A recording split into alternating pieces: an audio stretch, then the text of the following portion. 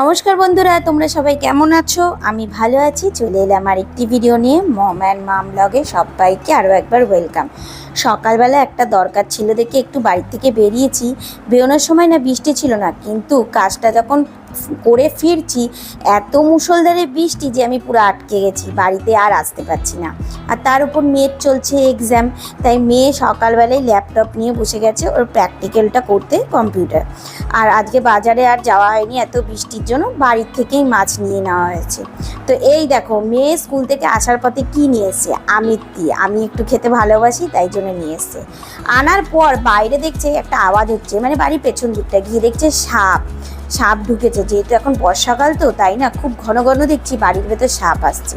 আর এদিকে দেখো আমার মেয়ে আমাকে আদর করে বলছে, মা তুমি অনেক দিন আমাকে স্কুলে আনতে যাও না, আমাকে একটু পাপার সাথে আনতে যাও, তাহলে আমার খুব ভালো লাগবে। আমি বললাম ঠিক আছে, আনতে যাব। দেখো পাগলির পাগলামো, দেখো কতগুলো ঝুঁটি বেঁধেছে, একটা দুটো তিনটে। মাথার সামনের ঝুঁটিটাকে আবার দেখো ছোট্ট করে বেরুনি করেছে। এই হচ্ছে বাচ্চাদের বুদ্ধি।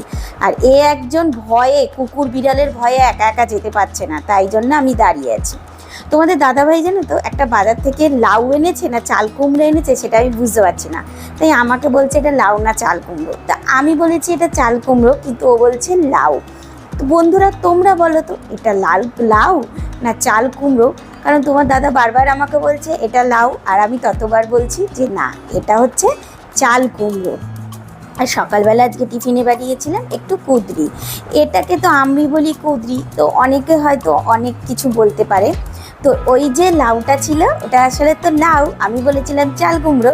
তো কাতলা মাছের মাথা একটু ছিল ফ্রিজে, সেই কাতলা মাছের মাথাটা দিয়ে লাউ করেছি। আর কচি লাউ হলে না, চিংড়ি মাছ বলো, কাতলা মাছের মাথা দিয়েও করলে না ভীষণ ভালো লাগে, কিন্তু কচি হতে হবে। আর এদিকে আরামবাগের একটু চিকেন এনেছিল, সেই চিকেনটা আজকে একটু রান্না করছি।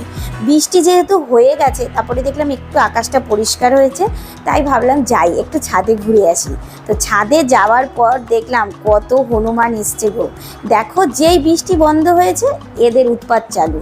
এদের জ্বালায় না কারোর বাড়িতে কেউ কিচ্ছু রাখতে পারে না, মানে বাড়িতে এসে তাণ্ডব লীলা করতে থাকে। তোমাদের দেখাচ্ছি, এই দেখো আমার বাড়ির পেঁপে গাছের অবস্থা। দুটো পেঁপে গাছ, কিন্তু কি যে অবস্থা, পেঁপে গাছ দেখলেও মানে হাসি আসছে। পেঁপে গাছ খেয়ে এমন অবস্থা করেছে। আর গোপুসোনাকে এদিকে আমার মেয়ে কানের পরিয়েছে, মামুনি একটু কানের নিয়ে এসছে, সেই কানেরটাই পরানো হচ্ছে। কিন্তু না কিছুতে গোপুসোনাকে কানেরটা পরানো যাচ্ছে না, মানে ওই কানেরটা না পেছন দিকে যে গুজিগুলো থাকে না, সেই গুজিটা কানের সাথে ঠিক আটকানো যাচ্ছে না। দেখা যাক রিং যদি হয় তাহলে রিং পরানো যাবে। এদিকে যেহেতু বাইরে বৃষ্টি হচ্ছে, তো বাইরে তো খেলতে বেরোতে পারছে না, তাই ঘরের ভেতরেই ভাই বোন মিলে নিজেরা খেলে নিচ্ছে। আর এদিকে দরজার সামনে এসে একটা বিড়াল ম্যাও ম্যাও করছে, তো আমার মেয়ে তাই জন্য তাকে একটা বিস্কুট খেতে দিয়েছে। আমার মেয়ে এমনিতেও একটু কুকুর বিড়াল ভালোবাসে। আর এই দেখো কি সুন্দর ড্রয়িং করে একা চাবির রিং বানিয়েছে, ওটাই তোমাদেরকে দেখাচ্ছে যে চাবির রিংটা কেমন হয়েছে। কদিন ধরে ঘরের ভেতর পুরো হুলুস তুলুস করে ফেলেছে এই ছোট্ট পুচকু একটা ইঁদুর। ছোটা পাটাকা লেকিন বড়া ধামাকা, অবশেষে এটা ধরা পড়েছে।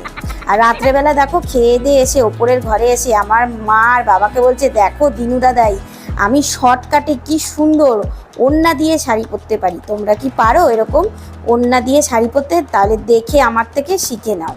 আজকে তো আমার হেভি মজা, কারণ আজকে আমার ছুটি, বিছানা করতে হবে না। মেয়ে বললো, মা আজকে আমিই বিছানা করছি, তোমাকে আর করতে হবে না। এবার দেখো ঝাঁটাটা বিছানা ঝাঁট দিয়ে কীভাবে ফেলে দিল।